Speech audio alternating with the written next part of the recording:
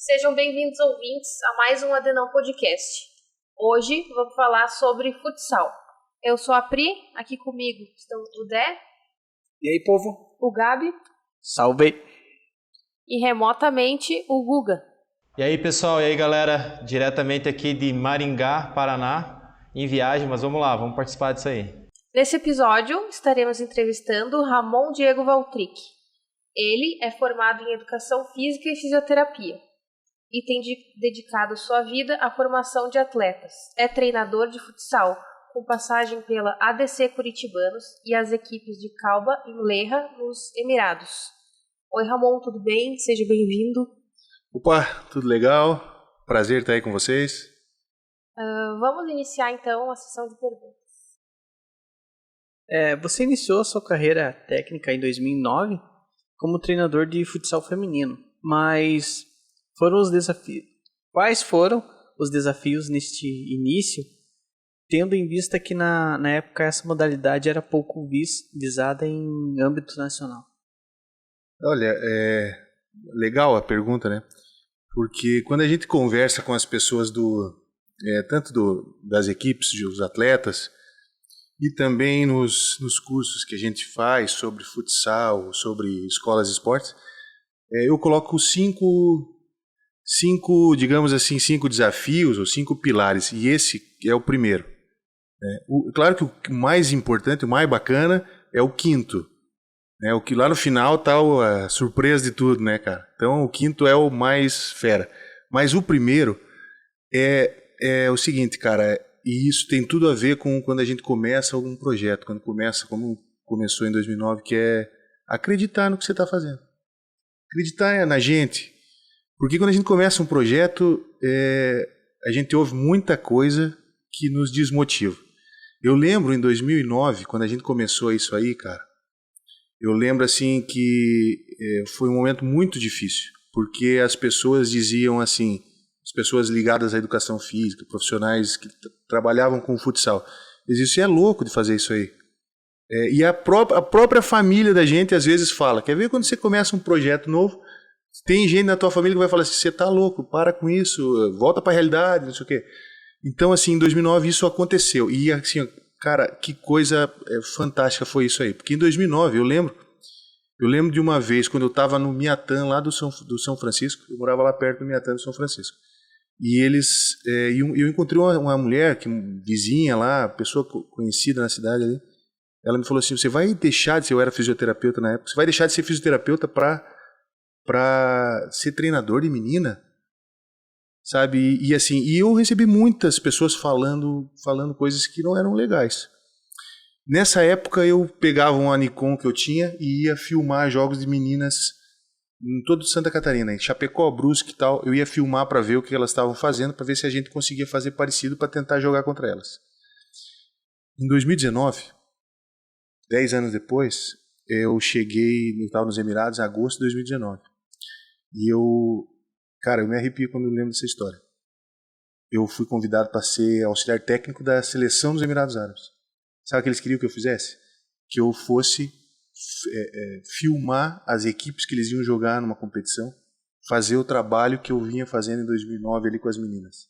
Quando eu desembarquei da primeira viagem com o supervisor da seleção dos Emirados Árabes, eu chorei, cara. E eu falei para ele, olha, em 2009 eu pegava a minha câmera Nikon, que eu tenho até hoje, um tripézinho velho, e eu ia filmar as meninas jogando para fazer um relatório para mim mesmo, para ficar observando, para entender o que elas estavam fazendo para a gente se preparar. E daí, 10 anos depois, eu estava em Dubai pegando um avião para ir no Bahrein, assistir a seleção do Bahrein para fazer um relatório para a seleção dos Emirados Árabes. 10 anos depois. Por isso que sempre quando eu falo o primeiro pilar ali, o primeiro desafio é acredite em você e tenha a tua história para contar e saiba uma coisa, onde você quer estar daqui a 10 anos? Onde você quer estar daqui a 10 anos? Esse é o primeiro ponto, mas o quinto é o mais legal. Ramon, para ser treinador de futsal, é preciso ter uma visão aí, né, mais ampla de tudo que acompanha o esporte, né? Como que você se preparou para trabalhar nessa função aí de técnico e qual é a parte mais difícil de ser um treinador? Legal, Guga. É assim, cara. Eu acho que a gente tem que estar sempre se preparando, né? Tem que estar... Aí eu até lembro de um negócio que minha mãe falava. Minha mãe falava assim, porque antes de ser treinador eu joguei futsal, né? Joguei futsal durante muitos anos e tal, até 2005. E aí minha mãe falava muito assim pra mim, ó. Ela falava assim, larga essa merda e vai estudar. Era isso que ela dizia. Ela sempre falou isso, larga essa merda e vai estudar, cara. Só que assim, cara, ao longo do tempo, ela foi vendo que aquelas coisas que vinham do esporte, do futsal, elas tinham muito a ver comigo. E eu conseguia as coisas através daquilo. E aí chegou um momento de tanto que ela falava assim e eu não parava, ela falou assim, então não larga essa merda. Então faz essa merda, mas estuda. Então esse é o ponto, esse é o segundo ponto das coisas que a gente acredita ali nos cinco pilares ali. Que é, assim, reconhecer os nossos talentos e as coisas que a gente não faz tão bem, reconhecer os pontos fortes e os pontos fracos e não parar de se preparar, de estudar. Então, para ser treinador ou para ser qualquer coisa... E hoje, do jeito que as coisas estão mudando tão rápido, a gente não pode se limitar muito nas coisas. A gente tem que estar aberto para criar novas coisas, né? Eu acho que o ponto principal é não parar de estudar. Então, assim, pensando nisso, eu nunca parei de estudar, cara. Para treinador, Então, o que eu faço? Eu não gosto muito de estudar as coisas. Desde a escola, eu não estudava muito as coisas tradicionais. Eu gosto de estudar aquilo que me toca. Eu vou lá, pego e gosto de ler as coisas que me chamam a atenção. Na época da escola e tal, de faculdade, eu nunca estudava muito aquilo que estava lá marcado. Estudava o que eu queria. Mas eu nunca parei de estudar. Tanto que eu terminei o meu mestrado agora, dia 28 de janeiro, cara. E eu terminei o meu mestrado e fizemos o primeiro lançamento na mesma semana, cara. Então foi foda pra caramba, foi muito corrido. Mas assim, eu acho que esse negócio a gente tem que botar na cabeça. Sempre tá se desafiando. Da parte de treino, assim, como você faz a iniciação para como uma pessoa que está começando a fazer aula contigo? Qual é o seu processo de iniciação? Você tá falando para jovens, assim, no caso, né? Isso. Então, assim, ó, quando a gente começou, lá desde 2009, a gente começou com a ideia de formar equipes, né? De formar equipes que disputam competições, né? O nome disso é equipes de rendimento. Mas ao longo do tempo, a gente começou a perceber que, junto com as equipes de rendimento, tem aquelas pessoas que querem praticar o esporte. E a gente, então, criou um outro subprojeto, digamos assim, que seriam para as pessoas assim. Então, o foco principal, o ponto principal é fazer com que a pessoa goste do que ela está fazendo. Então, é fazer aquilo se tornar divertido. Né? Então, é fazer uma prática divertida, para que goste, para que sinta prazer pela prática, goste. Tanto que, assim, é muito comum nas escolas das crianças, que as crianças faltam a aula às vezes porque estão meio gripados, mas vão jogar bola. Só não, eles pedem, mas não conta para a professora, né? Deixa eu fazer uma pergunta linkado aí.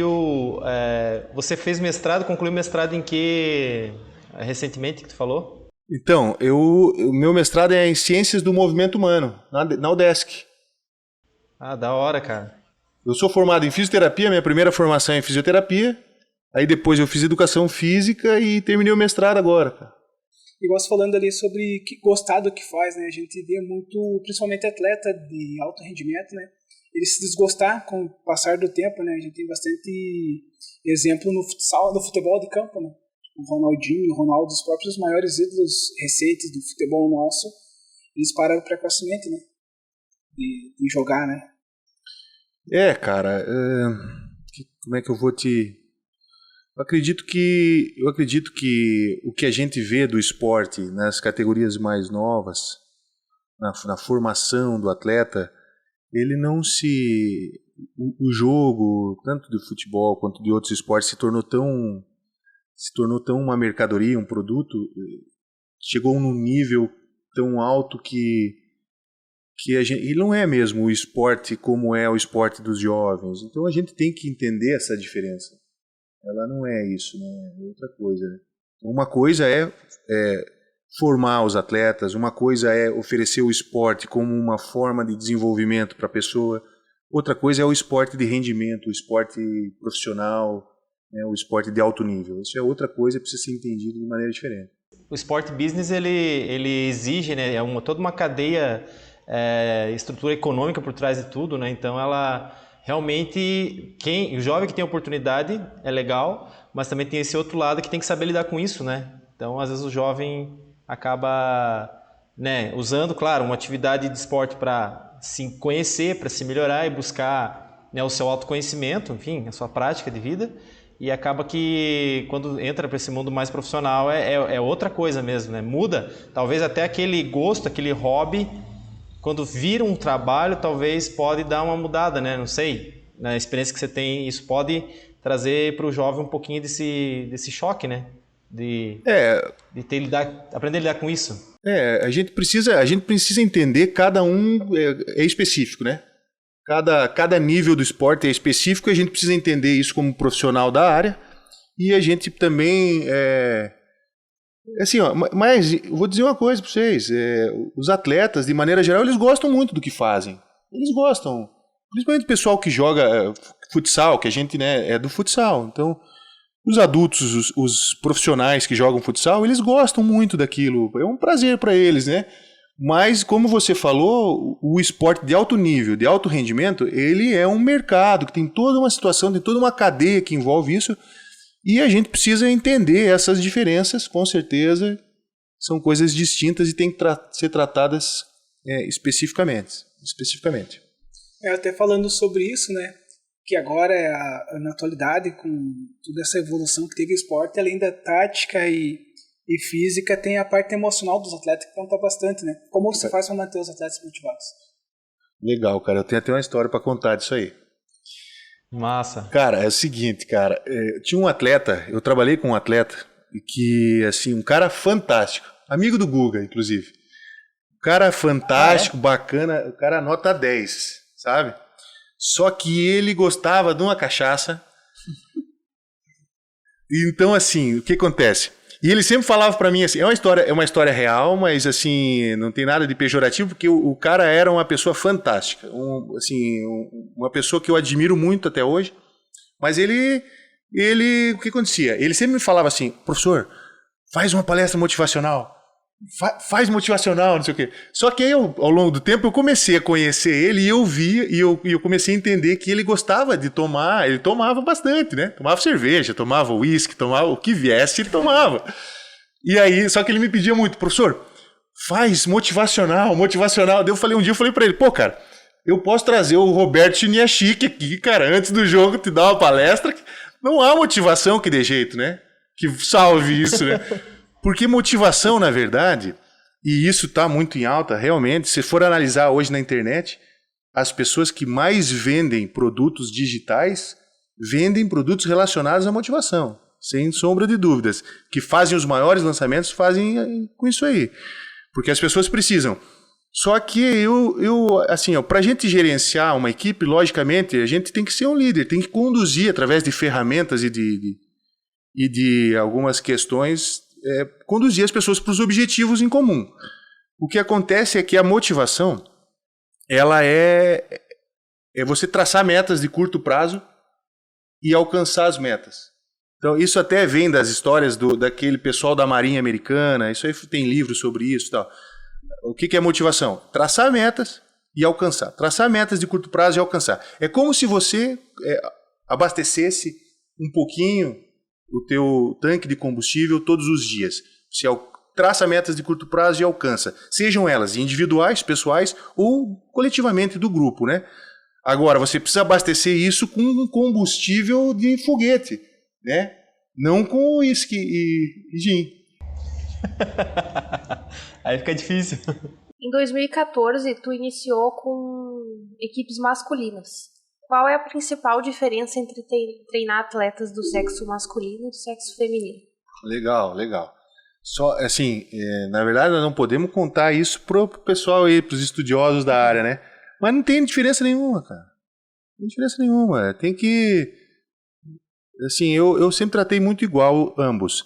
Na verdade, tem uma diferença.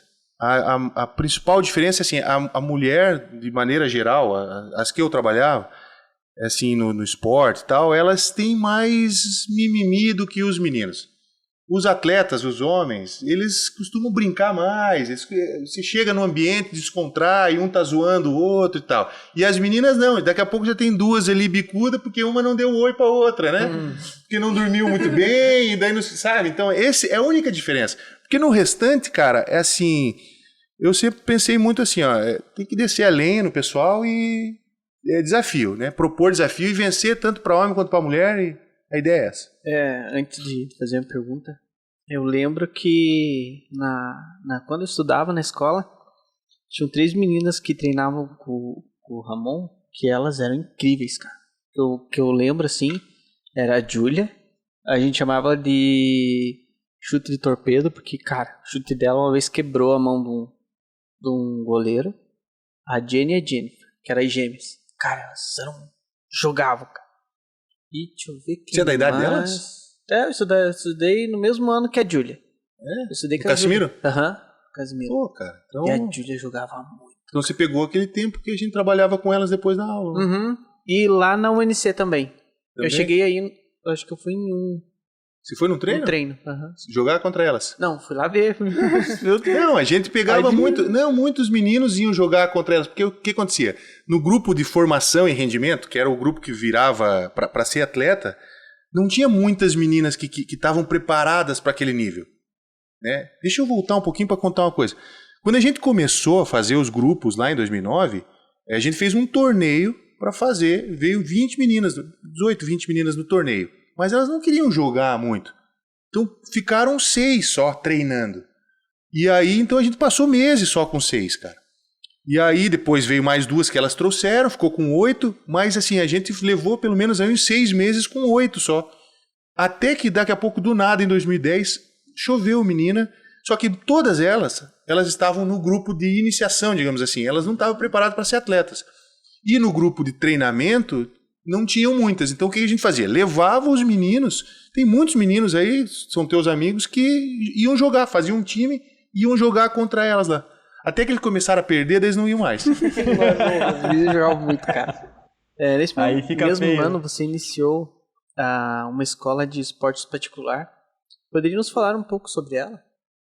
Então, na verdade, assim, ó, foi todo um processo que começou em 2009 com as meninas, e depois a gente, com as meninas aí, logo em seguida, em 2012, a gente abriu um polo em Frei Rogério. Então foi Frei Rogério, naquele ano lá, em 2011, 2012, Frei Rogério e Curitibanos com vários praticantes, tanto de menino, daí começou meninos também. Mas em 2014 a gente passou a treinar os meninos. E lá a gente montou uma ideia, né, um processo de trabalho onde tinha toda a parte de esporte social e tinha também a escola de esportes particular. Então foi com patrocínio, tanto patrocínio incentivado, né, que tem os recursos incentivados, captação de recursos públicos. Né, então todas essas meninas nunca pagaram para jogar. As meninas sempre receberam, porque o que acontecia? A gente encontrava editais, formas de financiamento para isso e financiava para elas. Tanto que tem uma outra história boa, cara. Uma vez a gente captou recursos para ela, R$6.000. R$6.000, imagine. R$6.000 você vai fazer uma viagem, você vai comprar a bola, vai fazer uma viagem, vai ter alimentação na viagem. Fazer uma viagem, a gente viajava 4, 5, 6 vezes por ano com as meninas. R$6.000 não dava para nada, né? E as questões políticas sempre nos atrapalharam muito. E teve um ano que a gente, treinando com as meninas, 2013, se não me engano, um vereador nos chamou lá para dar explicação o que nós iríamos fazer. Esse cara foi 2 vezes assim, tentar encontrar algum problema. Ele nos chamou na Câmara dos Vereadores, nós fomos na Câmara dos Vereadores com o grupo das meninas, Gabi, Duda e Rúbia, que hoje são atletas de nível nacional e internacional. Sentamos lá e explicamos o que... Tivemos que explicar, porque existia uma audiência pública onde a gente captava o recurso. Então o cara podia ter ido lá também. Ele nos chamou lá para dar explicação e outra vez ele foi atrás de nós para saber algumas explicações sobre o que a gente estava fazendo com o dinheiro. 5 anos depois, a Gabi foi para a seleção brasileira. A Duda e a Rúbia são atletas de nível nacional.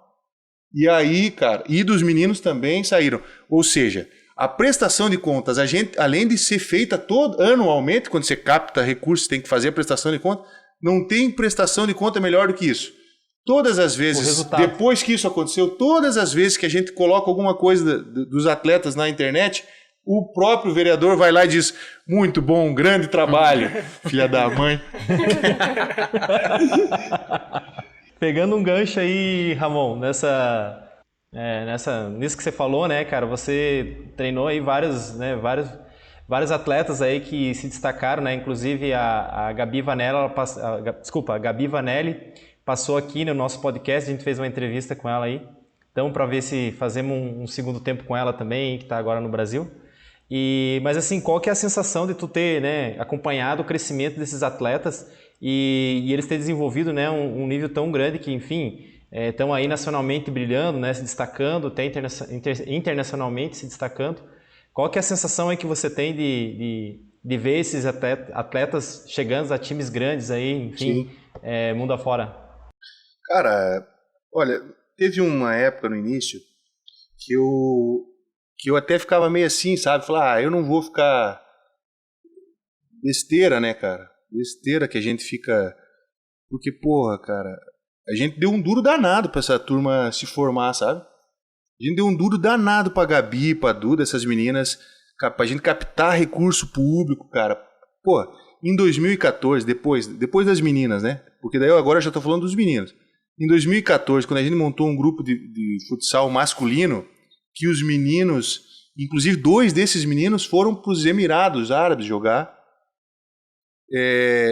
E as pessoas falavam assim: esse time é muito ruim, esses caras são ruins, sabe? Esses caras... E eles chegaram no mais alto nível de Santa Catarina, e alguns já estão no nível nacional, sabe? Então, assim, daí eu cheguei à conclusão assim, cara, a gente dá um duro danado. Quando esses caras vão pra fora, quando esses caras chegam no máximo estágio, eles estão levando eles estão levando o nosso trabalho, estão levando da nossa cidade, estão levando... Então é um baita de um orgulho, né, cara? E a gente ouviu tanta coisa, Guga. Assim, ó, eu lembro muito, como eu falei na primeira pergunta, né? A gente ouviu muitas pessoas, muitas coisas que foram faladas. Quando a gente começa um projeto, né? Quando a gente começa alguma coisa, a gente ouve muito isso. E eu lembro de algumas histórias assim, ó. Só para vocês terem uma ideia. Lá no começo das meninas, do futsal feminino, a gente captava recurso público para financiar elas, a gente ia atrás de patrocínio de empresas para financiar elas. E chegou numa competição, 3 meninas, daquela época lá, 3 meninas simplesmente não foram treinar próximo da competição. Tinha uma competição no final de semana, no último treino elas não foram. E aí eu nem sabia daquilo. Quando eu fui conversar com as outras meninas, todas já sabiam o que estava acontecendo. Elas tinham... Porque o que acontece? Esses grupos de atividade, de rendimento, que você quer virar atleta, você precisa cobrar muito das pessoas. E muitas pessoas não entendem isso. Elas acham que aquilo é pessoal. E, na verdade, você precisa criar desafios e a pessoa se superar. Esse é o processo. E elas não entendiam. Então, essas meninas chegaram, elas foram... Um outro... Olha só, cara, de novo. Um outro vereador naquela época, pegou as 3 meninas e levou para São Paulo fazer um teste numa equipe lá que a gente nem sabia que equipe era aquela. E sabe o que elas falaram na escola para a coordenadora pedagógica, que era a nossa amiga e sempre estava junto, a coordenadora pedagógica lá do Casimiro, uma pessoa conhecida? Exatamente. Depois ela veio me falar isso, e é por isso que eu estou falando para você dessa história. Ela veio falar assim, elas disseram que treinar com você não tem... Elas usaram alguma palavra assim, não é uma boa oportunidade. Treinar com você não é uma boa oportunidade. E eu já ouvi de outros jogadores que treinavam com a gente dizendo assim, treinar em curitibanos não me leva a nada. Porque eu não vou conseguir ser ninguém, eu não vou conseguir fazer nada. Então, quando essas pessoas chegam no estágio que chegaram, a gente consegue mostrar, dizer, cara, aí, ó, tem como. E porque não é só uma pessoa, né? Só nessa brincadeira aí já foram 6 pessoas que estão aí trilhando esse caminho. Né? E assim, e tem até uma outra história, sabe, cara? Teve uma menina que a gente ia nas casas buscar as pessoas. A gente ficava olhando, a gente saía olhar os jogos. E aí olhava os jogos, assim, né? Para ver quem que eram as pessoas que tinham talento. E a gente sempre acreditou que talento não era só jogar bem, era gostar do que fazer. E a gente começava a observava uma pessoa, eu ia lá na casa da pessoa. E eu fui uma vez numa cidade aqui da região, no começo do ano, e eu tinha observado, e eu fui lá conversar com 3 meninas. E aí, fui na casa de cada uma, cheguei numa delas, essa menina, uma delas, era um enorme talento. Talvez, assim, cara, eu arrisco a dizer que ela tinha mais talento do que a Gabi. Essa menina era um grande talento. E sabe o que aconteceu, cara? Por questões políticas lá, as pessoas foram na casa dela, fizeram maior confusão para não deixar elas virem treinar em Curitibanos. E olha só, a gente arrumava o ônibus, ela vinha toda noite no ônibus da UNC para treinar com a gente. Uma delas vinha morar aqui e os caras não deixaram. Ela era da idade da Gabi, ou 1 ano mais velha, um enorme talento, e parou aí no tempo. Como outras atletas que a gente conhece aqui de Curitibanos, que não tiveram essas oportunidades e se tivessem poderiam ter ido mais longe. Até assim, cara, nessa mesma história, quando eu fui atrás dessas 3 meninas, tinha uma menina de Ponte Alta que ela veio para Curitibanos, que ela vinha com o ônibus da UNC, veio para Curitibanos. Só que o nível de exigência era alto, não deu 2 semanas e nós brigamos. Né? O pau fechou, eu e ela falou, vou voltar para casa. Eu falei, então vá. E foi embora, né, cara? Aí tá, beleza. Aí passou o tempo. Aí depois, em 2014, quando eu comecei o futsal masculino, na verdade isso foi no início de 2015, eu já tinha começado em 14 com esse grupo de futsal masculino, mas eu tinha mapeado mais uns jogadores, mais uns meninos aí da região. E um deles era um goleiro de Ponte Alta, que inclusive joga em Curitibanos hoje, que é um baita de um talento, só que é preguiçoso. Já vou deixar avisado aqui, ó, para ele se ligar e funcionar, porque ele é um baita de um talento, tem que estar num nível alto, sabe? E o que acontece? Eu fui lá na casa dele buscar ele. Esse cara aqui, ele veio de Ponte Alta para estudar no Maria Imaculada, para comer no Ricari, tudo organizado por aquele projeto naquele ano. E assim, a gente recebia recurso público ali, meia dúzia, 10 mil reais, para bancar as viagens. Então a gente ia atrás dos patrocínios para o cara fazer aquilo. Ele ficava no AP. O AP tinha comida, tudo mais organizado por nós. E aí esse cara, cheguei na casa dele lá, ele muito simples, cara. Ele lembra o Guga até, tem as feições do Guga. Só que na época ele tinha o cabelo maior, igual o Guga tinha um tempo atrás. Tinha o cabelo Black Power grandão, né? Então, esse menino aí tinha o cabelão assim, né? E tal. Ele veio muito simples, sabe, cara? Ele chegou ali. Aliás, quando eu cheguei na casa dele, eu fui falar com ele e ele ficou assim: eu não sei se eu vou e tal. Era uma noite, eu cheguei à noite lá. E aí, daqui a pouco apareceu uma pessoa lá na casa dele. Ele falou, essa aqui é minha prima. Aí eu olhei, era a menina que eu tinha falado pra ir embora, cara. Aquela lá, que eu tinha brigado. Eu falei, ferrou, né? Sabe o que ela falou pra ele? Ela falou assim, vá e aproveite. Porque eu fui e não soube aproveitar. Quando ela falou aquilo, eu falei, putz, cara, estamos no caminho certo. Sabe? Ela falou isso pra ele, ó. Eu fui, ela tava com um filho já. Ela tava casada com um filho, 2 anos depois. E aí, cara, ela falou pra ele, vai e aproveite. Esse cara veio nas 3 primeiras semanas, assim, o primeiro mês que ele tava ali estudando no Maria, ele tava depressivo, só deitava, chegava no treino, tava morrendo. Falei, cara, tem que fazer alguma coisa com esse cara aí. Falando em motivação, né? Tem que fazer alguma coisa com esse cara. Tá, o que tá acontecendo? Ele falou assim, eu sou o mais burro da minha sala. Ele tava estudando num colégio difícil, entendeu? Daí eu falei assim, tá, já sei, vou te botar no Tereza, bora. Falei com o diretor era um cara gente boa, extraordinário, que hoje foi o cara mais votado aí, o cara extraordinário. Aí, de vereador, ele era diretor lá na época no Tereza. Ele entrou no Tereza, cara, 2 dias de aula, ele chegou faceiro no treino. Eu falei, o que aconteceu, cara? Eu sou o mais inteligente da minha sala. E já tava amigo das gatinhas, já tava sobrando motivação. Então, quando ele tava depressivo, na primeira semana, ele queria ir embora. Porque queria ir embora. Eu peguei ele, passei uns 2 dias, cara, pegando ele e levando na casa das pessoas. Uma das pessoas que eu levei ele para conversar foi a Gabi. A Gabi estava aí, acho que não sei o que ela estava fazendo aí. Levei na casa dele, ele sentou com ela lá. Passamos uma tarde conversando, levei várias pessoas. Mas o negócio era ir pro colégio. Mas quando foi pro colégio, ficou tranquilo. Virou Baita de novo. Cara, é muito legal, a gente acompanha, eu lembro, cara, quando tinha muito esse costume de reunir as escolas, né, e as cidades vinham para Curitibanos dos joguinhos lá. Cara, eu lembro eu nunca fui muito bom para jogo, né, eu fui mais para lá da música. Mas enfim, eu ia assistir, cara, e essa movimentação é muito legal. E ver assim, cara, que vocês que estão aí no esporte, cara, sempre buscando, tirando do bolso umas horas, né, cara, para poder fazer a coisa andar e funcionar e brigando, cara. E o resultado que vocês têm com esse pouco apoio que tem, cara, é assim, ó, é admirável, sabe? Tá trazendo para contar essa história aqui no nosso podcast, cara, porque são histórias assim, ó, incríveis de pessoas aí que talvez não teria nenhuma oportunidade, né, cara? Não teria nenhuma expectativa de vida, né? E quando vocês aí trazem esse trabalho, né? Você, principalmente na tua figura, fez muita coisa aí por curitibanos, cara. Isso é muito massa mesmo, tá? Ver o resultado disso, cara. Mas tem que ter determinação, né? Legal. Não é fácil. Tem que batalhar. Mas tem muita gente que faz isso, que faz o esporte chegar lá na ponta, sabe? Muita gente.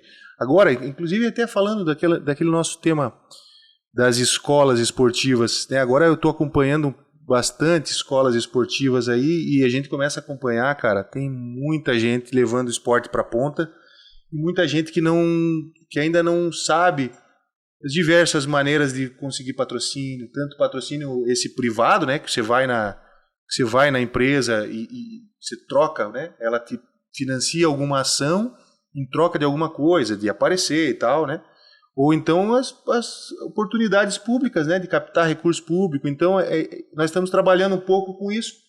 Esse é um trabalho que nós estamos, um projeto que nós estamos focando nos últimos... Na verdade, é um projeto que já começou em 2016, mas que por conta das questões profissionais foi ficando para segundo plano. E agora, quando eu voltei dos Emirados agora, eu falei, vou fazer funcionar isso aí, sabe? E tá funcionando. Até a próxima pergunta é relacionada a isso, né? Sobre esses métodos para a escola esportiva, né? Como surgiu a ideia e tem mais profissionais envolvidos?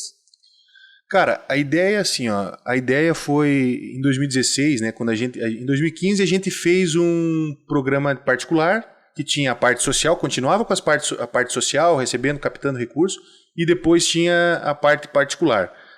E dentro desse processo tinha uma série de questões, de toda a organização do processo, dos grupos de iniciação, dos grupos que jogam competições e tal, de como trabalhar com esses grupos, de como captar patrocínio, de como fazer as coisas. Então todo esse processo, e a gente viu que a maioria das escolas próximas não tinham isso. Então a gente falou assim, cara, esses caras podem se beneficiar, porque assim, a gente captava bastante patrocínio. A gente sempre usava, deixa eu falar, desde 2009 até 2013 a gente pagou para trabalhar. Mas ali em 2013 a gente entendeu o processo. Daí a gente falou assim, a gente pode rentabilizar isso. Então a gente vai fazer o seguinte, de um lado a gente trata o esporte social, de outro lado a gente trata o esporte particular. Então a gente vai organizar dessa maneira aqui. É uma maneira legalmente organizada e é íntegra, funciona bem, tem um planejamento, pau na mula. E aí a gente começou a fazer isso. E aí percebemos que muita gente não sabia fazer e até hoje não sabe. E aí eu comecei em 2016 a conversar com as outras escolas para oferecer isso. Só que na época, você falava com o cara de Campos Novos, o cara dizia assim, não quero, outro lugar lá. E você via que estava precisando, não sei o quê. E assim, ainda não fluía. Hoje em dia, com a internet aqui, sabe o que acontece, cara? A gente está ensinando os caras, a gente está ensinando agora um cara de Minas Gerais, um cara do Mato Grosso, um cara da Paraíba, e mais uma galera, tem 2 de Santa Catarina, sabe? Então, a fazer esse processo aí. E, cara, tô amarradão com isso aí, tá bem legal. Que massa, você conseguiu escalar a um nível... Estamos aprendendo ainda, Gu. Estamos aprendendo. Eu acho que nós estamos no caminho, sabe? Tem muita coisa para aprender. Mas tá legal. Então, tu poderia nos explicar um pouco como é a aplicação do programa de captação de patrocínios diretos e incentivados? Então, acho que eu não terminei de responder a pergunta anterior também, já vou aproveitar para as duas. Assim, eu faço... Esse processo fui eu que fiz ali. Então, o que aconteceu? Quando eu fui para os Emirados, eu deixei um professor cuidando da minha escola ali, e esse professor que trabalhou comigo muito tempo, já estava sabendo das coisas, Ele acabou, eu falei, cara, eu vou ficar lá, eu não sabia se eu ia voltar. Faz o seguinte, cara, compra aí minha parte. Você vai comprar esse núcleo aqui, mas a marca é nossa. Quando a gente for criar novos produtos, novas coisas, a gente divide, a gente faz junto. Mas esse núcleo é teu. E o que eu faço para você? Eu vou ficar durante 1 ano passando para você o processo. Para você sacar todo. Quando você tiver dificuldade, você me liga, me manda um zap e a gente vai organizando todo esse processo. O que eu fiz daí? Eu criei o método ali daí. E daí eu tinha que explicar para ele as coisas e aí eu fui teorizando. Então, boa parte do que a gente passa para o pessoal nas aulas hoje no curso foi criado assim. Né? E assim, como é que funciona a captação de recurso público e patrocínio incentivado? Existem várias leis de incentivo ao esporte. Então a gente precisa adequar uma instituição, né? Criar uma instituição, adequar ela para captar esses recursos, encontrar onde eles estão e captar o recurso, né? É uma coisa que leva um pouco mais de tempo, você tem que fazer o projeto e tal. Já para o patrocínio direto, é uma venda. Né? É uma venda, então tem todo um passo a passo de uma venda. Você vai fazer uma venda, que nem o cara faz uma venda de alguma coisa ali, de um celular. Quando você vai comprar um celular, o cara conversa ali, né? Ele passa todas as informações importantes para ele vender aquele celular no preço que é e tal. Então o patrocínio é basicamente você saber o que você tem para oferecer, criar uma oferta irresistível para o cara, né? Vendê-la, saber ter técnicas de venda para você obter o máximo possível e depois fazer o cara entregar para ele algo que seja mais do que você ofereceu, para deixar ele feliz e falar assim, não, vamos de novo que eu estou feliz. Tem que ver se aquilo que você tem para oferecer é algo que ele gostaria de ter. Né?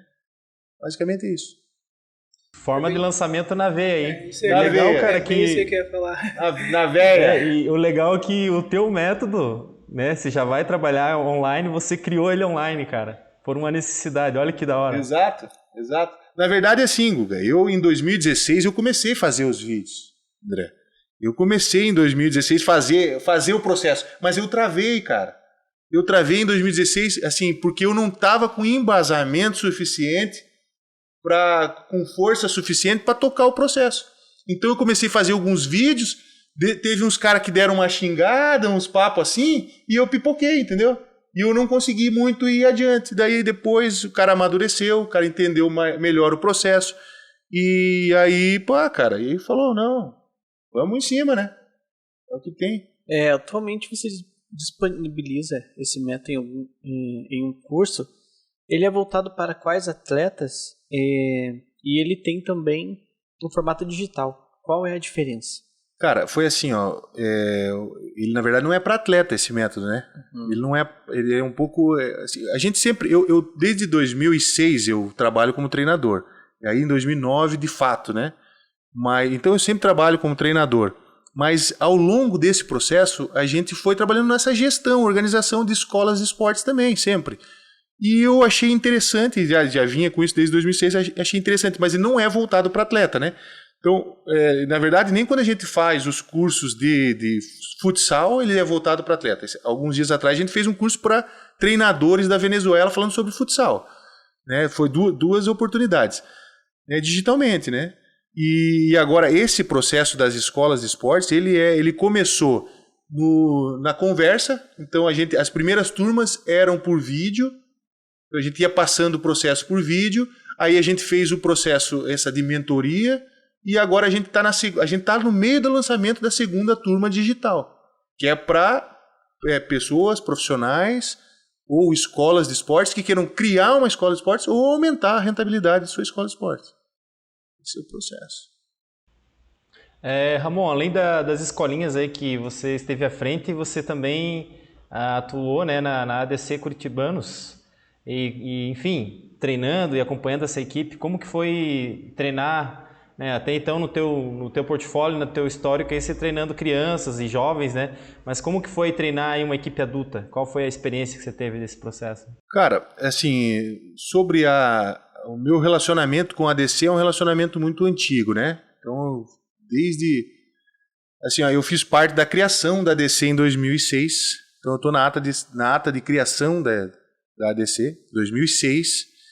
Aí depois, em 2009, a ADC estava inativa. Eu usei a ADC para fazer o trabalho do feminino. O futsal feminino começou com a ADC. Depois o pessoal da ADC, o presidente da época pediu a ADC de volta. Inclusive nesse meio tempo eu adequei o estatuto da ADC, porque não podia. O estatuto da ADC estava montado de tal forma que a gente não podia receber os recursos, esses que eu falo de captação. Então eu adequei o estatuto novamente, criei uma mudança no estatuto para adequar ele para receber a captação de recursos naquela época. Aí depois eles pediram de volta a ADC, devolvi toda a documentação. E aí, em 2016, eles me convidaram para ser treinador do adulto e para levar o nosso grupo de futsal masculino. Esse do menino que eu fui buscar lá e tal, que a gente trabalhou e a gente trabalhava no Colégio Maria Imaculada. Eu levei todo o time pronto, né, para descer. Levei tudo para descer. Entreguei, só faltou. E aí, enfim, 17 foi um ano muito bom. Montamos uma equipe muito forte, só que eu saí na metade do ano. A equipe de 2017 era uma equipe fantástica, muito boa. A experiência treinar adulto foi muito legal. Assim, cara, de maneira geral, eu vejo o esporte de uma forma que não é muito o que é enxergado ali. Então, talvez, foi por isso que no meio do processo eu criei uma outra entidade, que foi uma entidade que nós trabalhamos hoje, que trabalha, que começaram os meninos em 2015, é uma outra entidade, porque quando você fala uma associação, você está falando de um grupo de pessoas que tenta resolver um problema, né? Então, para que você resolva esse problema, você tem que pensar igual, né, cara?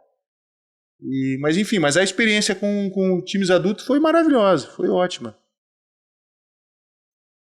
Você falou ali que fez adulto aqui, né, primeiro ADC, e logo você teve a oportunidade de morar fora do Brasil e treinar uma equipe no Emirados Árabes. Como que surgiu essa oportunidade?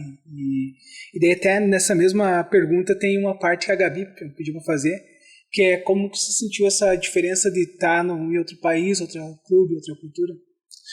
Cara, eu sempre tinha, dentro daquele processo que eu falei lá no início, dos pilares, né? Tem o terceiro pilar, é criar as estratégias, né? Que a gente tem que reconhecer os nossos recursos, que a gente faz bem e que a gente faz mal, mas a gente precisa criar estratégias para evoluir, né? Então eu sempre tive, eu não sabia, eu tenho muito disso comigo, eu sempre tive que eu ia sair. Eu não sabia, cara, mas eu ia sair. E aí, quando eu saí da DC na metade do ano, de 2017, cara, foi traumático, foi complicadíssimo. Bem complicado, sabe? Foi um dos momentos mais difíceis da minha carreira e da minha vida. E aí, cara, eu lembro que no dia 3 de janeiro de 2019, cara, olha só, um ano e meio depois, 3 de janeiro de 2019, um amigo meu me ligou, perguntando, cara, surgiu uma oportunidade, um colega já tinha jogado com ele já tinha trabalhado fora do Brasil, trabalhava na China, e nós já tínhamos jogado muito contra nas categorias juvenil e outras categorias com os meninos, com as meninas, jogava sempre contra aí no estado, e esse rapaz trabalhava na China. E ele falou, surgiu uma oportunidade nos Emirados Árabes, você fala inglês? Eu falei, nasci falando, né, cara?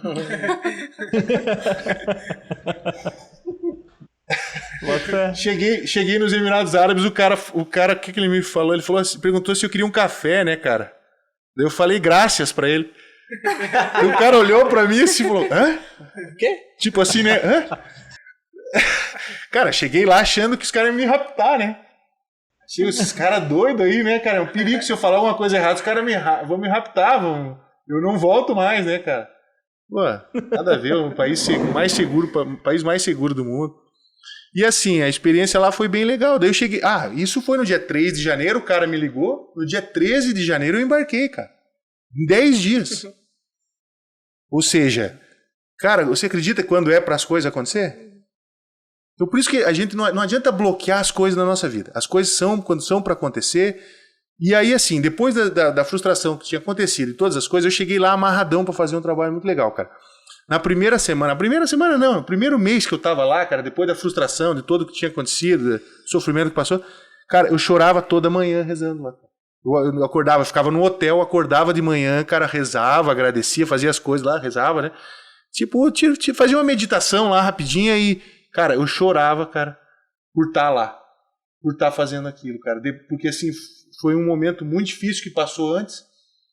E, assim, cara, e tá vivendo aquilo e tudo mais. Assim, por mais que tenham diferenças, o objetivo de todos é o mesmo. A gente quer ser amado, a gente quer ser respeitado, a gente quer passar bem. Então, por mais que a religião dos caras, que é muçulmana, né? Os caras é muito diferente. Né? Mas essa é a roupagem. Por baixo, os caras são iguais. Eles querem isso. Quer ser amado, quer ser respeitado, quer ser... E aí tem o quarto dos pilares, né? Que é assim, é descobrir com quem nós estamos e gerar valor para as pessoas. Se a gente entender com quem nós estamos e a gente gerar valor para aquela pessoa, isso, né, na verdade, é o meu pensamento, né? É o que eu prego, o que eu faço com os atletas, o que eu faço com o grupo de pessoas que a gente trabalha. O quarto ponto é gerar valor para as pessoas. Então, se você está num lugar e você não gera valor por alguma razão, é melhor sair, cara. É melhor você ir para um lugar onde você gere valor para as pessoas. E aí entra a internet também. Porque na internet, cara, você vai encontrar pessoas que estão precisando do valor que você tem para oferecer. Então, lá nos Emirados, eu fui amarradão para gerar valor para os caras. E gerei valor para os caras. E os caras gostam de mim. E como foi, assim, se adaptar a uma nova língua, uma nova cultura? Cara, assim, eu estudava inglês uma manhã inteira, né? E aí, eu estudava inglês a manhã toda. Durante as primeiras 2 semanas eu não sabia falar muito. E aí falava as coisas erradas e tal, mas só que hoje em dia a tecnologia facilita muito. Então, com o tradutor ali, você fala uma coisa, o tradutor já dá a letra, né? Pode não ser perfeitinho, mas você já entende o que está acontecendo. E dentro do futebol, dentro do futsal, a gente se entende olhando, né? Então tem coisa, ó, faz isso aqui, você mostra, faz mímica, imagem e ação, né? É muito útil nessas horas. E aí você vai... Hã? Information. Você vai fazendo. E aí o que acontece? Como eu tinha que preparar os treinos, eu preparava os treinos em inglês e traduzia para português. E como eu tinha que falar, então eu sempre fazia muito isso. Eu ia lá e falava, ó, galera. E eu falava traduzindo e lendo a tradução que eu tinha feito. Falava em inglês lá, ó, eu vou escrever aqui o texto. Eu pegava um quadro grande e eu vou escrever aqui o que eu vou falar para vocês. Se foda, eu vou fazer assim porque vai me ajudar no inglês. Entendeu? Os caras ficavam meio assim, mas foi indo, sabe? E aí eu falava, nós vamos falar de defesa, eu quero que vocês arrumem isso aqui na defesa. E eu colocava lá, ó, faça isso. E eu colocava em inglês, sabe? O que aconteceu, cara? Em 1 mês eu tava conseguindo falar as coisas principais em inglês e aí foi indo, fazendo curso na internet. Pô, saí de lá falando legal. Assim, o suficiente pra mentir em inglês, né, cara? Deu, mas a receita você tinha desenvolvido, né, cara? Porque você tendo disciplina, né? Que você é atleta, né, cara? Sempre se buscou, né, desafios e correr atrás e dar um jeito, né, cara? Sempre dá um jeito. E tu fez isso com a língua lá. Eu vivi uma experiência também dessa, cara. Eu falava porra nenhuma de inglês, só lia por causa dos artigos do mestrado, essas coisas. E daí conheci uma gringa, cara, e daí foi rolando e pá, cara, não falava nada, mas quando me envolvi, daí a coisa começou... Aí fica fácil, aí eu comecei a me entender. Esse recurso aí aprende muito mais rápido. Esse recurso aí o Ramon muito não pode ter. Lá não dava, aí não rolou isso. Lá não dá, né, cara? As mulheres lá, elas andam cobertas, principalmente nas cidades que eu morava, né? Cidades que eu morava eram cidades menores, daí no segundo momento eu fui morar do lado de Dubai. Mas no primeiro momento que eu estive lá, eu morava numa cidade de 30 mil habitantes, bem tradicional. Então as mulheres andam vestidas, né? Só mostra o rosto. Então não dá, cara. A gente, não sei se o Dé comentou aí do nosso projeto, a gente, quando pensou na ideia do podcast, a gente pensou, pô, a gente tem que contar história legal, né, cara? E daí a gente começou a ver o tanto de gente legal na cidade que faz coisa foda pra caralho, cara. Falei, vamos contar a história dessa galera. Pô, vai dar um programa, um negócio massa pra caramba. Claro, o Dé falou isso aí. Eu acho que vocês estão num caminho muito legal. Tem muita coisa. Com certeza, cara, vocês estão no caminho certo. Agora é pegar isso aqui cada vez e progredindo nas várias possibilidades que isso aqui vai dar uma série de... vai dar uma árvore de possibilidades. É conseguir escolher as boas oportunidades que essa árvore vai dar e caminhar para isso, cara, porque vocês estão na frente, né? Nós estamos com motivação para isso também. Vocês estão na frente. E o mas legal a qual motivação? Assim, aquela do Dreyer ou a... Não, motivação. Tô brincando. Largando a história do jogador. Não, e o legal... Deixa eu só fazer mais um comentário. O legal é assim, ó, que a gente soma forças, né? A gente conseguiu, o podcast conseguiu unir as tribos. Então, assim, meio que cada um vem contar a sua história e os seus seguidores acabam conhecendo os outros e a gente vai descobrindo dentro do próprio programa, do próprio desenvolvimento do nosso podcast, as pessoas vão se conectando e entendendo coisas, né? Então, e é legal que a gente soma forças também. Por exemplo, né, tu tá aí com o teu trabalho, a gente divulga o teu trabalho, você divulga o nosso, então a gente acaba somando muito nessa ideia. Vai ser uma parceria aqui, Guga, ainda. Ele tá montando uma equipe ali. Nós vamos conversar. Não, eu acho que é muito interessante. Muito interessante. Tem que fazer alguma coisa nesse sentido mesmo. Não, e é legal ter pessoas com a mesma visão, assim, né? Porque às vezes, você falou, né, tem gente que não dá aquela importância para as coisas. A gente tá falando com a Grazi e o Samuel que eles estão na linha de reportagem e divulgação digital das informações. E às vezes eles chegam para divulgar uma loja, uma empresa mais velha, a pessoa diz, não, mas funcionou a vida inteira assim, né? Só no... E não vê a importância do que é o cara estar conectado, né? É por isso que eu falei para vocês antes.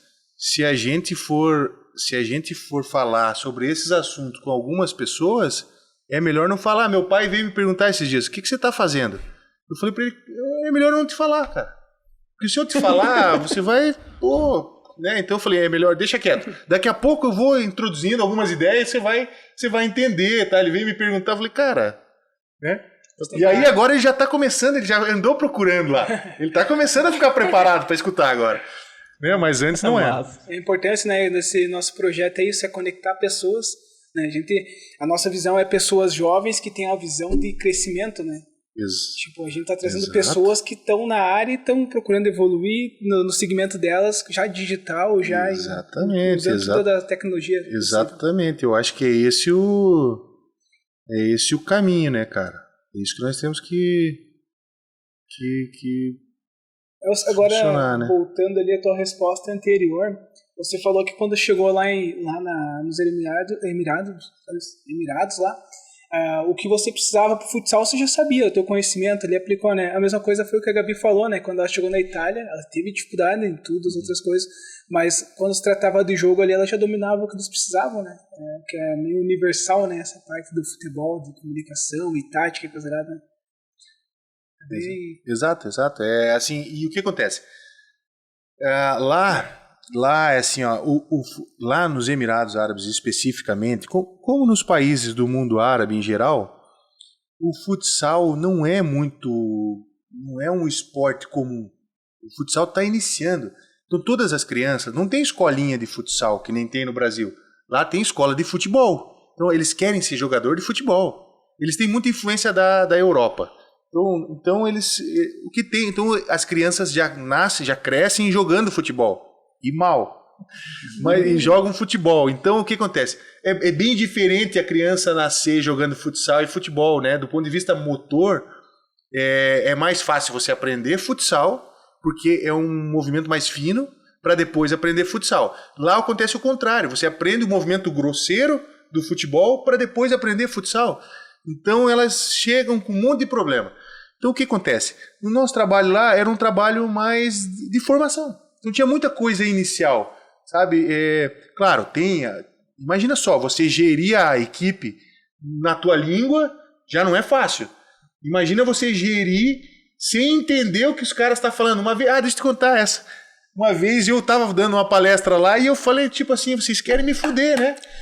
E aí fazendo alguma coisa assim, vocês querem, né? E aí, cara, vocês me olharam assim, né? Depois o cara falou, coach, isso aqui. Eita! Caralho! Eu falei, galera, perdão, não era isso que eu tava querendo dizer, né? Sorry. Ai, caramba. Que nem ele falou, é engraçado porque eu tive a mesma... Como é que é? Quando eu iniciei a jogar futebol, eu comecei no campo, só que daí eu tinha um problema, eu tenho asma. Aí eu não conseguia correr meio metro que eu já tô morrendo. Aí, quando eu fui pro futsal, o cara falou assim, você não pode correr? Então vai pro goleiro. Aí o cara me treinou de goleiro, acho que no Eu participei de 5 jogos. No quinto, eu fui dividir a bola com o cara, ele bateu no meu joelho e se foi. Nunca mais pude jogar. Meu joelho quebrou. Você quebrou o joelho? É, Não era pra você ser jogador, né? Você tava no lugar errado, né, Guga? Aquela bolinha que segura o tava joelho errado. veio pro outro lado, assim, da Nossa perna, senhora, cara. Nossa, meu Deus. Quase chorei, velho. Foi Blumenau ainda que teve que colocar no lugar. O Blumenau chegou assim, tá fora. Blumenau. Tá. Ah, não chegou a quebrar, você teve Eu uma luxação. Não, a patela saiu do lugar. A patela. A famosa ela pataca rachou, do joelho. a trincada. Nossa, Ah, meu ela joelho rachou. direito, meu joelho direito nunca mais, cara. Nunca mais ficou mesmo. Daí não Acabou joguei com a mais. carreira precocemente, né? Daí deixa quieto. Deixa eu contar a minha história com futebol. Cara, quando eu era molecão, assim, ó, eu gostava de futebol e nas peladas, de pé no chão, no campinho, jogava legal. Aí depois, né, escola, jogar futsal, beleza. Daí chegou um tempo que eu parei de ir pra jogar assim, né, sei lá, fiquei um tempo sem querer fazer educação física, sei lá. E daí teve uma vez que eu fui jogar, lembra, Dé? Eu só levava bolada, cara. Meu Deus, eu entrava em quadra, só bolada. Falei, cara, eu tô no lugar errado, vou pro gol. E me dei bem até no gol, cara. Gostava de tirar o barato da gurizada. Fazia os dribles lá, era que chutar, o goleiro, pá, tirava. E fui jogar joguei alguns torneios aí dos seniors. O goleiro podia ser mais jovem aí com o time do pai do Dé. Uhum. E, cara, levei alguma bolada, puta que pariu, cara. Mas, enfim, foi massa essa experiência de poder jogar. Depois eu vi, não, futebol eu curto pra brincar, mas vamos deixar quieto, vamos fazer outra coisa. Não dá pra forçar muito. Mas você jogava nos campeonatos da UFSC lá, né? Também joguei lá, também joguei. O futebol é enraizado, agora estão perdendo um pouco a essência, né? As piazadas, os meus, pelo menos eu tenho 2 filhos, youtuber.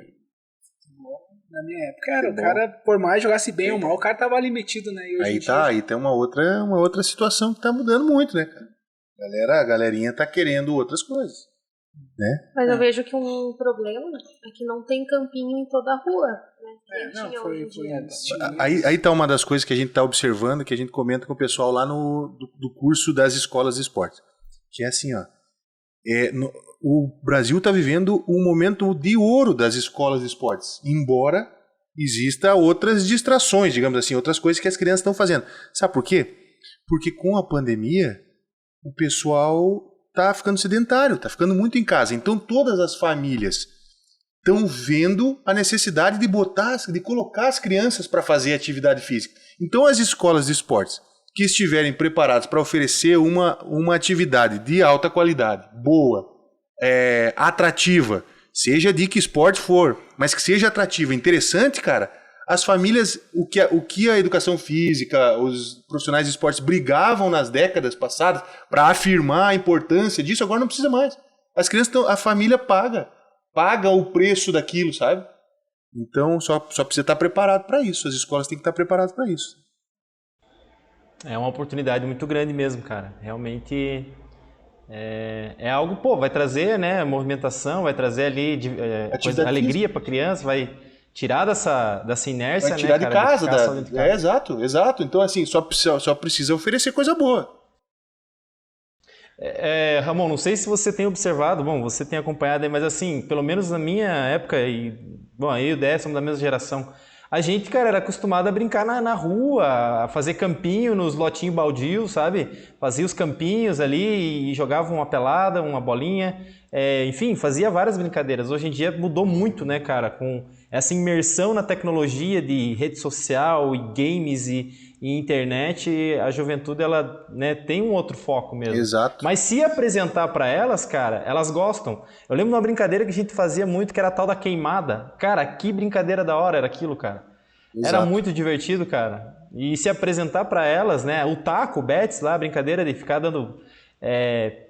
enfim, a gente comenta muito sobre essa brincadeira aí, que é uma coisa que é da nossa época de moleque, mas é coisa assim que tem que apresentar para essa molecada, né? Se ninguém trazer esse conteúdo, elas não vão absorver, não vão saber se gostam ou não, né? Se elas nunca Exato, tem que ter coisa, tem que estar oferecendo coisa boa, né?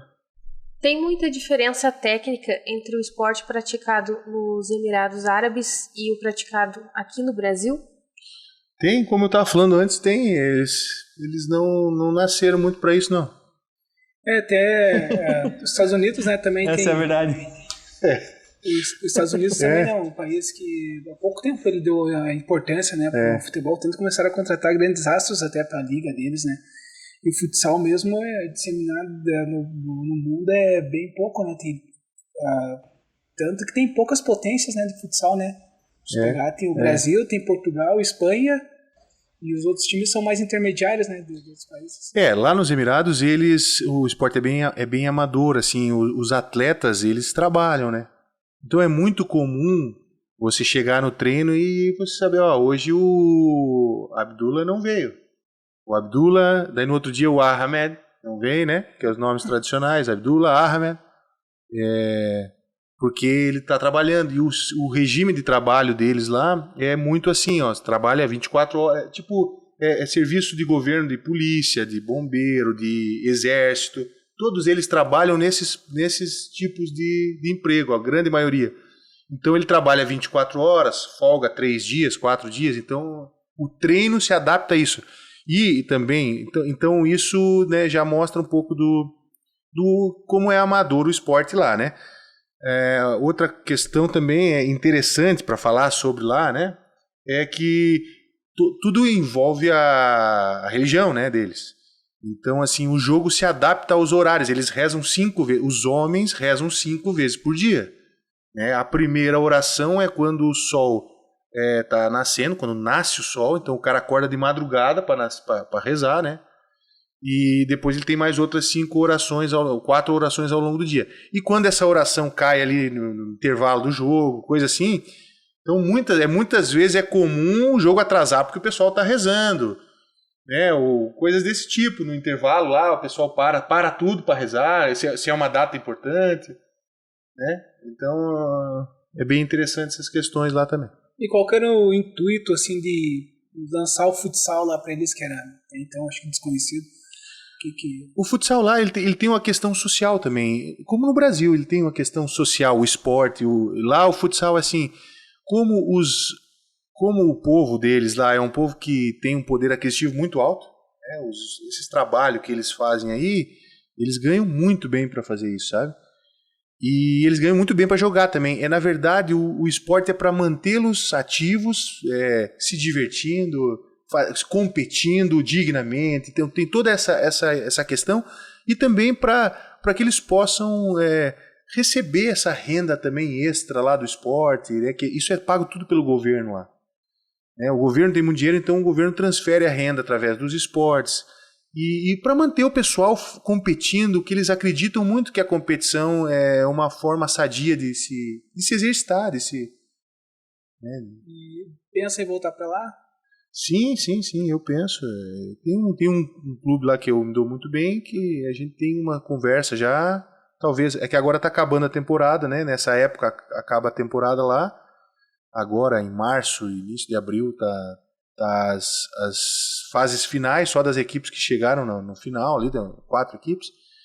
E logo em seguida entra em recesso para iniciar novamente em junho. Então, talvez exista a possibilidade de voltar em junho. Vamos ver, né? Ali onde você atuou, né, ou trabalha, existe algum vestígio das guerras do Estado Islâmico, alguma coisa que atrapalhe assim, o esporte no lugar onde você trabalha? Não. Os Emirados Árabes é um dos países mais seguros do mundo. O pessoal, assim, só para você ter uma ideia, o pessoal para o carro na frente do posto, como é um lugar muito quente, o pessoal para o carro no posto, deixa o carro ligado com ar-condicionado, entra no posto, vai comprar. Você, quando estava no hotel, deixa o teu notebook aberto ali, vai lá no teu quarto pegar alguma coisa e volta. E não existe muito, assim, você não vê muito. Deve existir algum tipo de delito, mas não existe muito, sabe? E o que acontece? 80% da população dos Emirados Árabes, ela é formada por pessoas expatriadas, por pessoas de fora que vêm para o país para trabalhar. E todo mundo quer trabalhar lá porque é bom, porque ganha bem. Então ninguém quer cometer delito lá, porque se você cometer, você vai ser tirado do país. Então não tem. E assim, embora tenha lá o Islã, Tem 2 tipos, né? O sunita e o xiita. Mas lá não é muito assim. Eles são um pouco radicais no pensamento, na organização, principalmente quando está no Ramadã, no mês do Ramadã. Mas não que exista guerra. Eles são um povo muito diplomático. O povo dos Emirados Árabes é um povo muito diplomático. Ramon, teve algum fato inusitado, assim, algum choque de cultura quando tu chegou lá e você disse, isso aqui é muito diferente do Brasil? E o que poderia dizer, assim, em questão cultural, que no Brasil não funcionaria um costume lá e ao contrário também, enfim, o que cara, tem muitas coisas, né? Por exemplo, tem um exemplo da bebida alcoólica, né? Você não pode beber bebida alcoólica na rua. Na verdade, no estado, que é no Emirados, que é o Emirado que eu estava, que é o Emirado de Sharjah, você não podia comprar, não tinha lugar para comprar bebida e nem se é permitido beber. Então é uma coisa bem diferente do que a gente costuma fazer, porque querendo ou não, aqui a gente chega ao final de semana, você vai fazer um churrasco, vai fazer né? E vai tomar uma cerveja e tal. Lá não tem isso, né? Outra coisa interessante é assim, cara, bem diferente. Um dia um atleta me perguntou assim, coach, que comida que você gosta das nossas?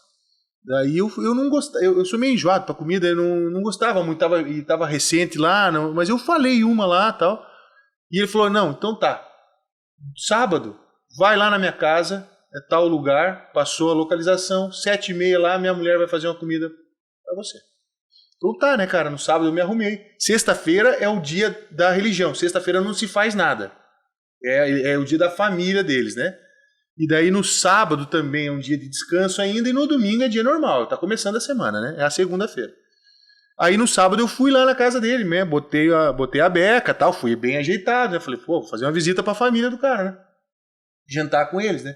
Cheguei lá tal, uma casa bonita, entrei, tinha uma mulher lá, uma mulher recebendo. A mulher me recebeu, dava pra ver que era uma mulher que trabalhava na casa, ela me recebeu, me pediu pra esperar na porta. Aí, cara, ele veio na porta. Daí ele veio e falou, ô coach, fez assim pra mim, só um pouquinho. Daqui a pouco ele veio com a marmita. Ele veio e me entregou a marmita. Coach, aproveite. Um abraço. Vai comer em casa. A minha esposa que fez, mas vai comer na sua casa, cara. Não tem essa. As famílias não se juntam assim, a não ser que sejam parentes, sabe? Eu nunca vi eles com as mulheres, assim. A gente nunca se reuniu com as famílias. Eles não se reúnem com as mulheres dele. As mulheres são só deles lá. Que louco. Vai comer em casa, tá aqui a marmita. Mas comida ruim pra caramba, cara. Se é aqui, o cara sai até ofendido. Porra! Não que a mulher provavelmente fazia uma comida muito boa, mas não é uma comida que a gente está acostumado. A comida é muito temperada, é assim, né? Enfim, não que fosse ruim, né? Deixa eu refazer a minha frase. A comida, vai que o árabe ouve isso, né? Cara, que engraçado, né, cara?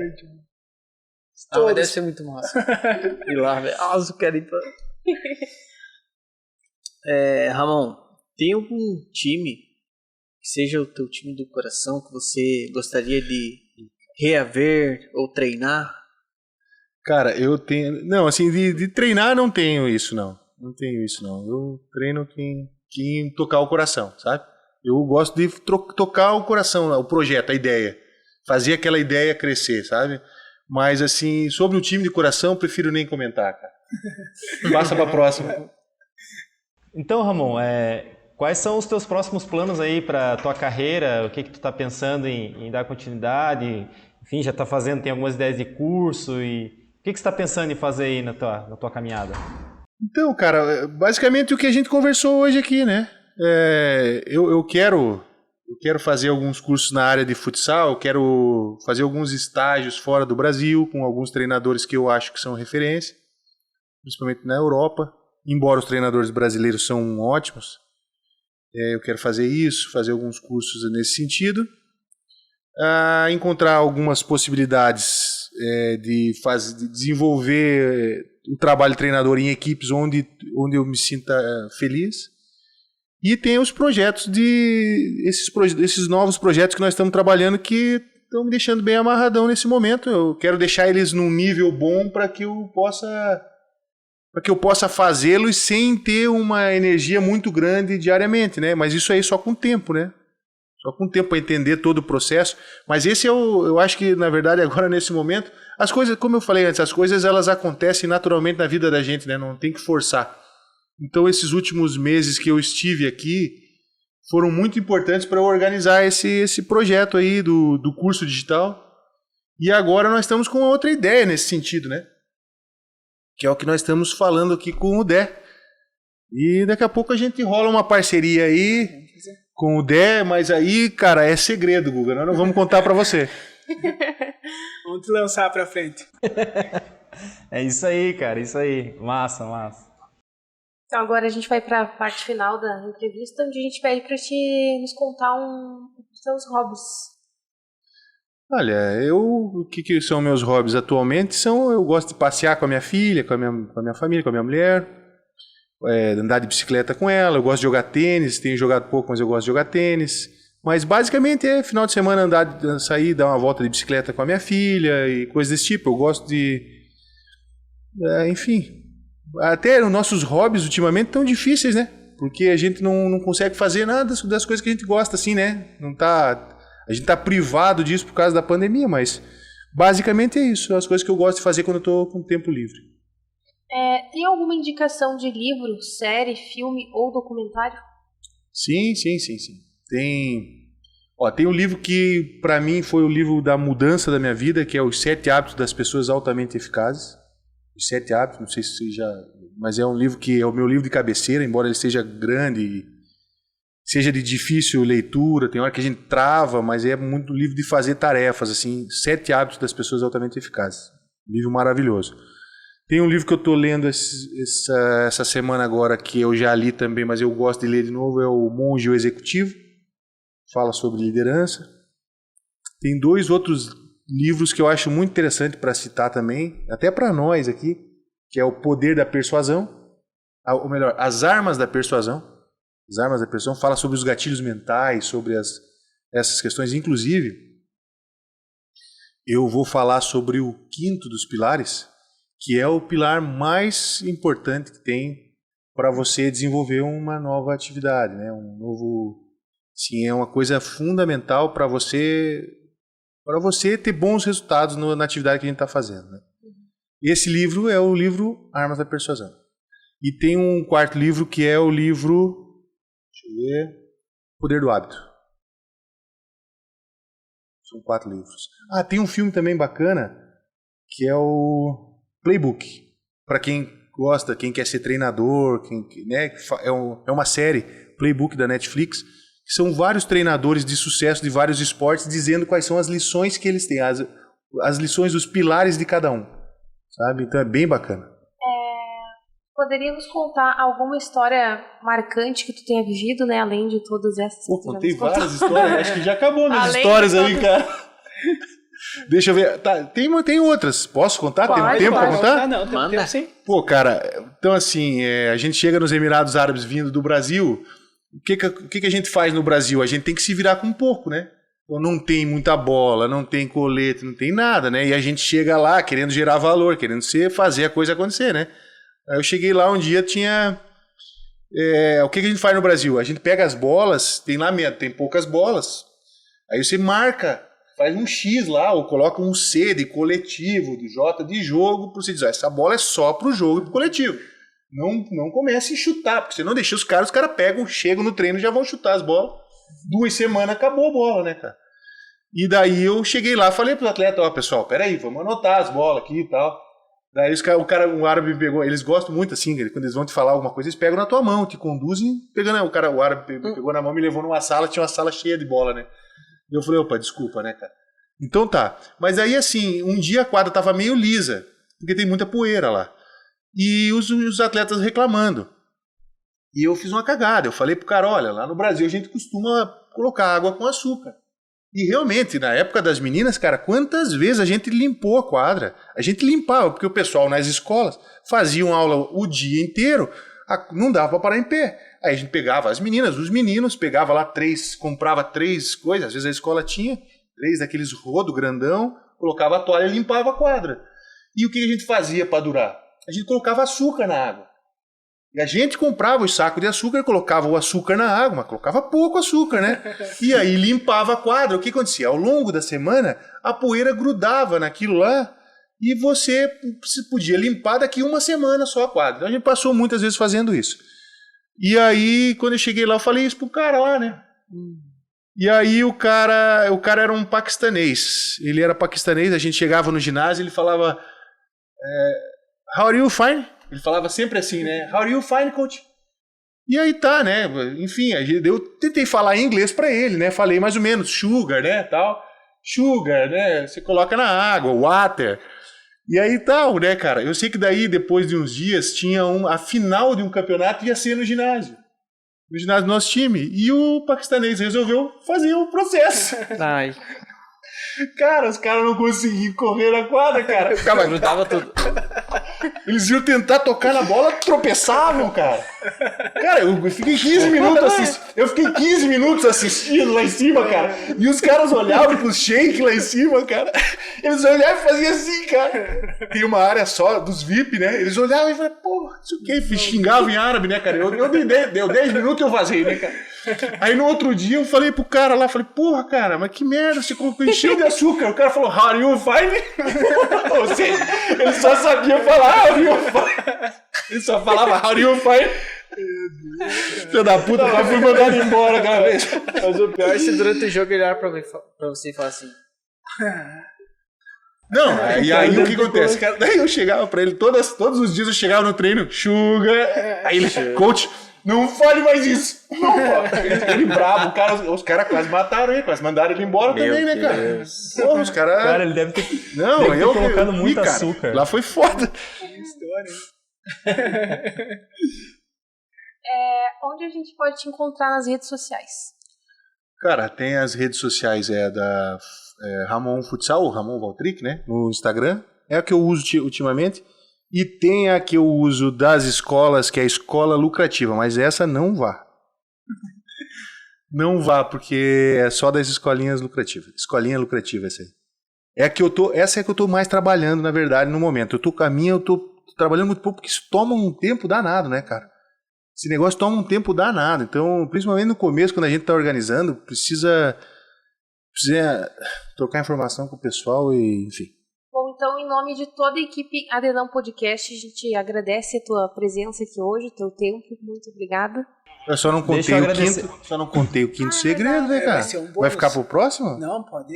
Claro. Do livro, conta né? o quinto segredo. Nós estamos só por isso. É o quinto segredo? Né? Dá pra... Quinto segredo. Sério? Conta ou não? Sim. Dale. Ou deixa quieto? Não. Guga, conta o segredo ou não? Pois é, cara, deixa eu... Bom, conta aí, cara. Eu não tô O sabendo Guga não que pegou o segredo é primeiro, esse. os primeiros 4. Pegou o primeiro, o Guga não tava na primeira resposta, ele quer Só o primeiro. Tá, mas eu vou contar. Vou contar porque senão não perde a questão. Os 4 segredos são coisas que a gente trabalha, né? O primeiro como é que era que eu falei? Acredite em você. Acredite em você. Tem uma história para contar e na verdade essa primeira ideia, esse primeiro pilar é assim, onde você quer estar daqui 10 anos, né? Que é acredite em você, porque sempre quando a gente começa um novo projeto, e a vida de treinador é muito assim, a gente está sempre mudando, você precisa acreditar porque no início tudo tem dificuldade, né? E o destino nos testa. O primeiro é esse. O segundo é reconheça, o segundo é o negócio lá da mãe, né, cara? Larga essa merda e vai estudar. Então é assim, reconheça os teus pontos fortes e os teus pontos fracos e não pare de melhorar eles, não pare de estudar. O terceiro é crie estratégias para fazer isso. Crie estratégias para você chegar lá nos 10 anos onde você quer ter. O quarto é gere valor para as pessoas. E o quinto, que é o grande segredo de tudo, que é o principal, que é o que... A cereja do bolo. É a cereja do bolo, que é o seguinte. Durante muito tempo, quando eu comecei a mudar a minha mentalidade em 2009, porque antes, quando eu era atleta, eu não era muito disciplinado. Eu era meio tipo cachu ali. Eu gostava de tal, eu não era muito disciplinado. Eu sempre fui criativo, mas não era disciplinado. Mas aí em 2009 eu comecei a fazer alguns cursos de desenvolvimento pessoal, uns negócios assim. Sempre quando você faz esses cursos, eu não sei se vocês já fizeram, mas o cara fala assim, qual é o teu porquê? Você já viu isso? Qual é o teu porquê? Sim, cara. Já viu isso? Pô, eu qual já é o fiz teu um porquê, curso né, de cara? coach. E então eu comecei a ouvir foda. muito aquilo, qual é o teu porquê? E no início eu confesso que eu achei que o porquê era a frase bonita que você tem que falar, né?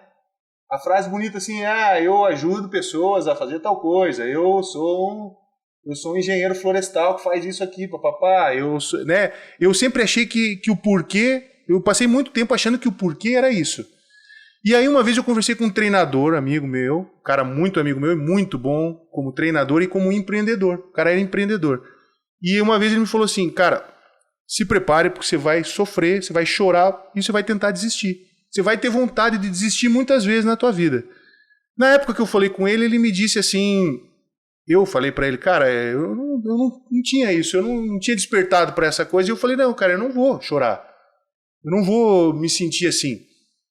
Mas com o tempo, eu me senti assim. Eu chorei, eu tive vontade de desistir e eu fiquei assim, muitas vezes isso. Muitas vezes. Teve momentos que eu fiquei muito frustrado, que eu fiquei, né, e que foi muito complicado, muito foda. E nesse momento, cara, eu entendi o que era o porquê, sabe? Qual que era o meu porquê. E eu cheguei à conclusão que o porquê é uma coisa que a gente tem dentro de nós, está dentro de nós, e que a maioria das vezes a gente não consegue achar. Você não consegue achar o teu porquê. Que é aquilo que é aquele combustível de foguete que vai suportar você nos momentos de dificuldade. Por mais que você tenha todos os outros, se você não tiver aquele... E esse porquê, a maioria das pessoas não acha. Porque às vezes não procura, porque às vezes procura e não encontra, porque a pessoa vai estar lá dentro, é uma coisa que está aqui dentro de você, está lá no fundo, você precisa gastar tempo, você precisa, sabe, não é uma coisa assim. Então, esse é o porquê. Então eu descobri que o porquê não é aquela frase bonita, o porquê é o que te suporta, é o que te auxilia, é o que te faz sobreviver nos momentos de dificuldade.